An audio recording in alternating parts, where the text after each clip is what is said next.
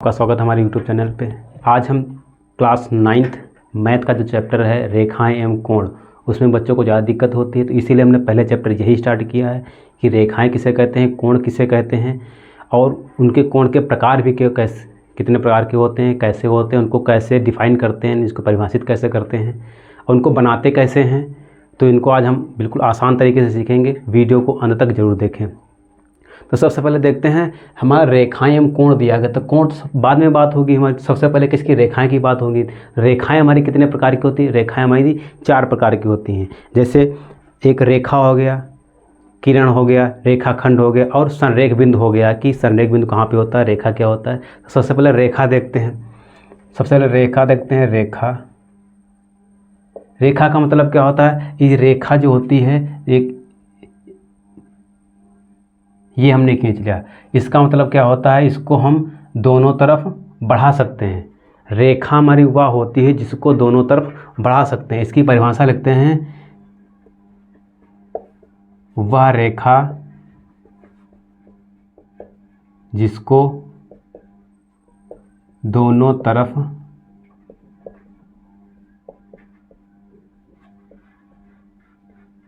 बढ़ा सकते हैं और इनकी मोटाई व चौड़ाई नहीं होती। तो समझ आया कि रेखा क्या? रेखा जो होती है जिसको हम दोनों तरफ बढ़ा सकते हैं। जैसे अगर हम बिंदु यहाँ पे ले लें, ये हमारा बिंदु ए हो गया ये, और इसको हमने बिंदु बी ले लिया, तो इसका मतलब ए को भी बढ़ा सकते हैं और बी को भी बढ़ा सकते हैं। तो रेखा हमारी क्या है? वह रेखा जिसको दोनों तरफ बढ़ा सकते हैं और इनकी कोई ना मोटाई होती, देखो ना कोई मोटाई होती है ना इसकी चौड़ाई होती है। ये नहीं कि मोटी बना दिया चौड़ी बना दिया, उससे कोई फ़र्क नहीं पड़ता है। ना इसकी कोई मोटाई होती ना इसकी कोई चौड़ाई होती है। उसके बाद हम देखते हैं, हम किरण देखते हैं। किरण का मतलब होता है कि जिसका एक अंत बिंदु हो। अंत बिंदु का मतलब है, जैसे अगर हमने ये खींचा तो इसका ये अंत बिंदु हो गया, ये इसके इधर नहीं जा सकती, लेकिन इसको क्या एक तरफ से हम बढ़ा सकते हैं। यानी इसको कह सकते हैं कि जिसका एक अंत बिंदु हो तथा एक तरफ बढ़ा सकते हैं। ये तो अंत बिंदु इस तरह बढ़ा नहीं सकते, लेकिन किरण को क्या एक तरफ। किरण का मतलब टार्च देखा है, टार्च में देखा, अगर टार्च को जलाएंगे तो टार्च के आगे रोशनी जाएगी, पीछे तो जाएगी नहीं। तो जो जहाँ से टार्च का उजेला निकलता है वो हमारा अंत बिंदु हो गया। और जो किरण निकल रही है तो किरण हमारी आगे तक बढ़ रही है कि नहीं बढ़ रही, तो वही जो टार्च की रोशनी होती है वो हमारा क्या होगा, किरण का काम करती है। तो उम्मीद है किरण समझ में आया होगा। उसके बाद में आता है रेखाखंड।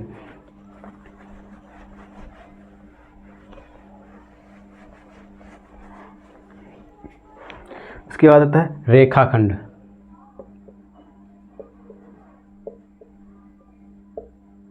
रेखाखंड का मतलब क्या होता है? रेखाखंड का मतलब होता है कि जिसके दोनों अंत बिंदु हों, जिसके दोनों बिंदु हों। जैसे मान लिया अगर ये हमने खींच लिया तो इसका ये ए मान लिया, ये बी मान लिया, ये अंत बिंदु है, यानी ये अंत बिंदु हैं। ये इनको हम इधर उधर बढ़ा नहीं सकते हैं, चाहे इसको इतने ही ले सकते हैं ये कि इनको हम इधर आगे पीछे बढ़ा नहीं सकते हैं, जिसकी एक निश्चित लंबाई होती है और जिसको मापा जा सके।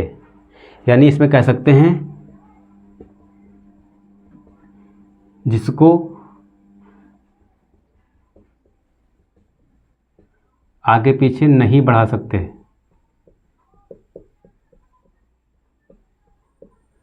जिसको आगे पीछे नहीं बढ़ा सकते, यानी दोनों क्या हों, पूरे हमारे अंत बिंदु हों, तो हमारा क्या होता है, वो रेखा खंड होता है। उसके बाद मतलब संरेख आता है।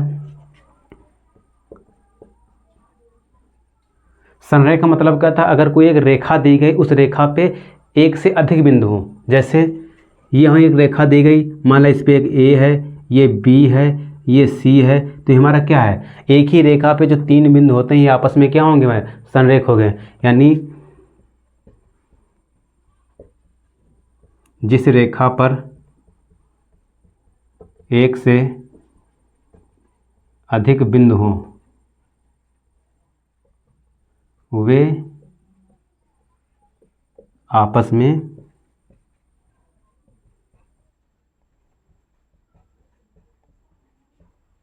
संरेख होते हैं। तो उम्मीद है ये समझ में आया होगा कि रेखा किसे कहते हैं, किरण किसे कहते हैं, रेखाखंड किसे कहते हैं और संरेख किसे कहते हैं। उसके बाद देखते हैं कोण। ये तो समझ में आ गया होगा। साथ में अगर नोट भी करते रहेंगे तो वो भी आसान भाई से। जो किताबी भाषा है, हम किताबी भाषा नहीं बता रहे हैं। किताबी भाषा बताएंगे तो उम्मीद है वो भी नहीं समझ में आए। किताबी भाषा तो आप भी पढ़ सकते हैं, लेकिन मैं किताबी भाषा छोड़ के इसको हम सरल भाषा बता रहे हैं कि जिससे आपको समझ में आए, किताब से हट के समझेंगे। जो चीज़ किताब से हट के हम समझते हैं तो वो क्या हमें जल्दी से याद होता है और जल्दी में समझ में भी आता है।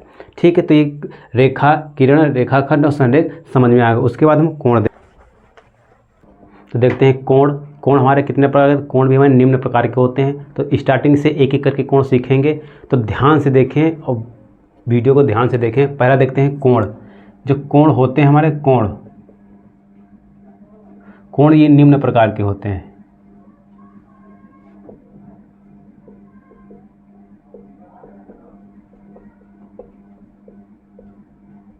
निम्न प्रकार के होते हैं। तो सबसे पहले पहला कोण देखते हैं, शून्य कोण। स्टार्टिंग कहाँ से होता है जी? शून्य कोण से। तो पहला कोण हमारा क्या है? शून्य कोण, यानी वह कोण जो 0 अंश का होता है। कौन सा? जो हमारा 0 अंश का होता है। अब 0 अंश कोई कोण भी नहीं बनेगा, तो इसलिए इसका कोई कोण भी नहीं होता है। उसके बाद दूसरा आता है हमारा न्यून कोण। न्यून कोण, ये कोण आपने पिछली क्लास में 6, 7, 8 में पढ़ा होगा, तो इसको ध्यान से पढ़ें। हो सकता है जैसे हम पढ़ाएं वैसा नहीं पढ़ा हो, तो इसको देखते हैं। तो न्यून कोण मतलब वह कोण जो 0 अंश से अधिक तथा 90 अंश से कम होता है। यानी वह कोण 0 अंश से अधिक लेकिन 90 अंश से कम होता तो क्या होता है? न्यून कोण होता है। जैसे अगर इसका एग्जाम्पल देख लें, जैसे कितना हो जाएगा हमारे 30 अंश का या 40 अंश का या हमारा 89, ये भी हमारे का 90 से कम ही है ना। अगर हम यहाँ पे 30 अंश का कोण बनाएं तो सबसे पहले क्या रेखा खींचते हैं। उसके बाद अगर इस पर बनाएंगे 30 अंश का, तो इसका मतलब कैसे बनेगा? 30 अंश का हमारा लगभग में ये बन जाएगा हमारा। ये कितना बनेगा हमारा? 30 अंश का। तो हमारा क्या है? ये हमारा जो 30 अंश का है ये हमारा कौन है? न्यून कोण है। तो इसी तरीके से जो 0 अंश से अधिक होगा और 90 से कम होगा तो हमारा क्या होगा? वो न्यून कोण होगा। अगला देखते हैं। उसके बाद में आता है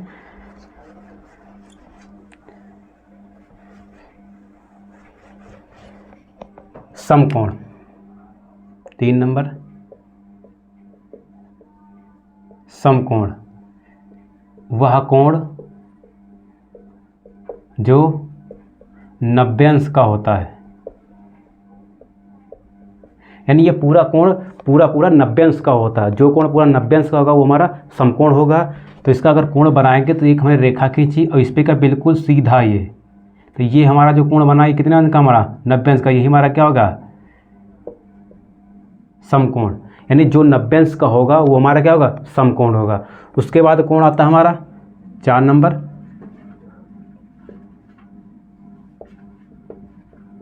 अधिक कोण।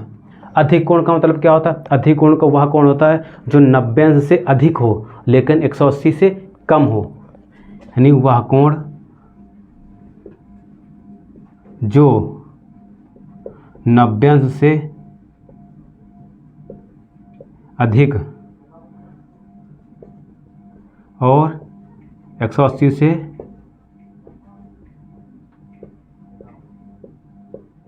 कम होता है। यानी 90 से अधिक होगा, 180 से कम होगा। जैसे हमारा हो गया 110 अंश, 170 अंश, तो ये सब हमारे क्या है? आदि। ये सब हमारे क्या है? ये सब हमारे अधिक कोण है। यानी 90 अंश से अधिक है और 180 से कम है। अगर इसका हम फिगर बनाएंगे, ये बनाया। अब देखो अगर सीधा करेंगे, देखो अगर हमने यहाँ तक कर दिया तो 90 अंश हो गया, लेकिन परिभाषा क्या कर रही है? 90 अंश से अधिक होने, तो 90 तो बनेगा नहीं। इसका मतलब क्या है? कोई भी कोण बना सकते हैं। तो लगभग में कितना 9 3 लगभग में 120 अंश का बन गया ये हमारा। तो ये हमारा क्या कौन सा हो गया? हमारा अधिक कोण, यानी 90 अंश से तो अधिक हो गया, लेकिन 180 से कम है, तो इसका मतलब क्या है हमारा ये अधिक कोण है। उसके बाद देखते हैं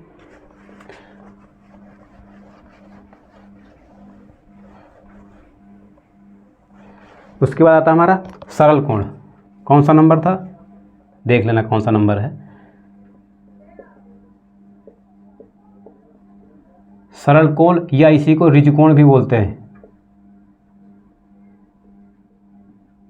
तो दोनों का एक ही नाम है, जैसे गांव में किसी का नाम पिंटू और किसी का नाम कल्लू नाम हो, तो ये दो नाम है, लेकिन होता आदमी कौन कितने होते, एक ही होता है। तो इस सरल कोण का मतलब क्या होता है, वह कोण जो पूरा पूरा 180 अंश का होता है। यानी पूरा कोण कितना होता है, 180 अंश का होता है। वह कोण जो 180 अंश का होता है। अब 180 कब बनेगा हमारा, जो सीधी रेखा, जैसे ये कोण हमने सीधी रेखा है, तो यहाँ पे जो ये कोण बनेगा, ये कोण, तो ये कोण हमारा कितने अंश का बनेगा, ये 180 अंश का बनेगा। तो यही हमारा क्या होगा, ये सरल कोण। क्या हो गया हमारे, ये सरल कोण हो गया। बृहत कोण,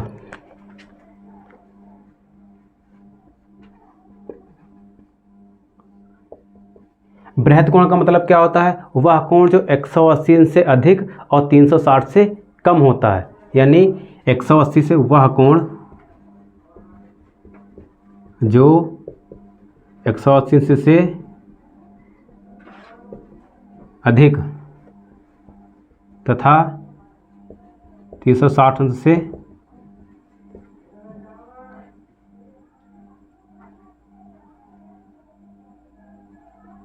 कम होता है। यानी 180 से तो अधिक होगा, लेकिन किससे कम होगा, 360 से कम होगा। इसका एग्जांपल देखते हैं, अगर इसका फिगर देखते हैं बना के, जैसे ये हमने लिया कोण, अगर यहाँ से अगर हम पूरा खींच देंगे तो ये 180 से हो जाएगा। अगर 180 तो सरल कोण हो जाएगा। तो हमको सरल कोण नहीं बनाना है, बनाना क्या हमें, बृहत कोण।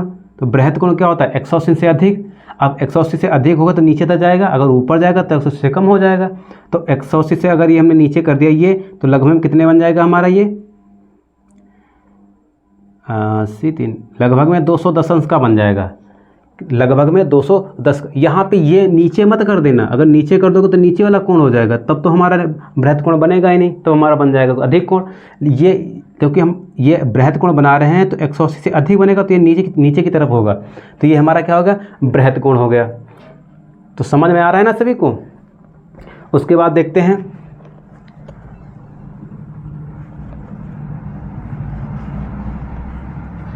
संपूर्ण कोण।